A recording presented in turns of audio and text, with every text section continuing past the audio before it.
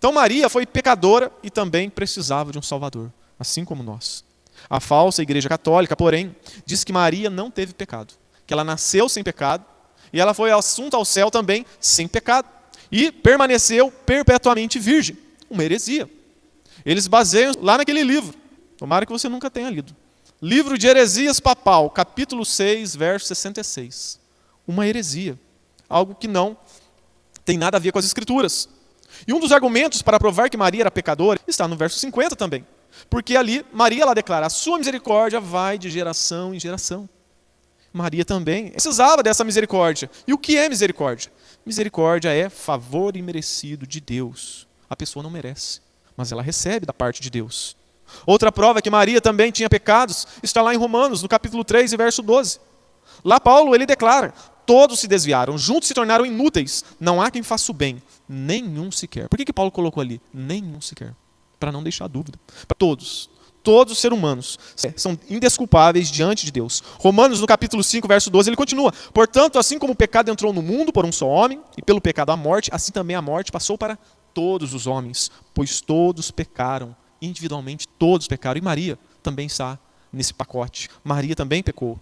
Lá em Apocalipse, no capítulo 5, quando João, ele em revelação, em visão, ele vê ali o livro da vida, o livro da salvação, e ele olhou e viu que não havia nenhum homem capaz de abrir o livro, não era digno, porque todos eram pecadores. Ele olhou e não viu ninguém digno de abrir e desatar os 7 selos, ele começou a chorar. Aí o anjo disse para João, João, não chores. Por quê? Cristo venceu a morte. O Cordeiro de Deus está aqui. E ele sim, ele não pecou. Ele é digno de abrir o livro e desatar os 7 selos. Então a cruz também mostra que Maria também era pecadora. O que é a cruz? A cruz é o inocente morrendo no lugar do pecador. Para pagar a nossa dívida, precisava de ser alguém inocente. E diante da humanidade, não tem ninguém que poderia pagar a nossa dívida. Porque todos fomos contaminados com o pecado de Adão.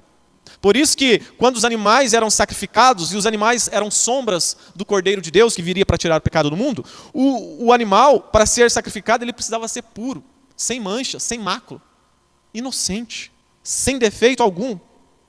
E se Maria fosse desta maneira, né, sem pecado, sem defeito algum, Cristo não precisaria ir para a cruz.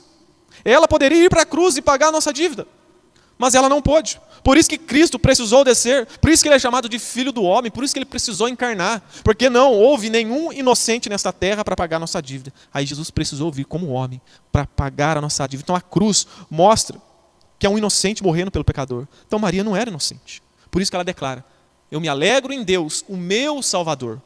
Só precisa de Salvador, aquele que reconhece que é pecador, que está perdido. Maria sim foi uma excelente mulher. Uma mulher que deixou um exemplo para nós, desde jovem, temente a Deus. Desde jovem, se submeteu à vontade de Deus. Um exemplo que deve ser seguido. Não podemos tirar os méritos de Maria.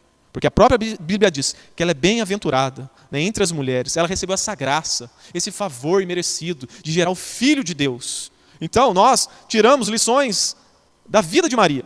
Mas nós não cultuamos a ela, nós não prestamos culto a ela, porque ela mesma disse que ela tem um Senhor e tem um Salvador. E todos precisam de salvação.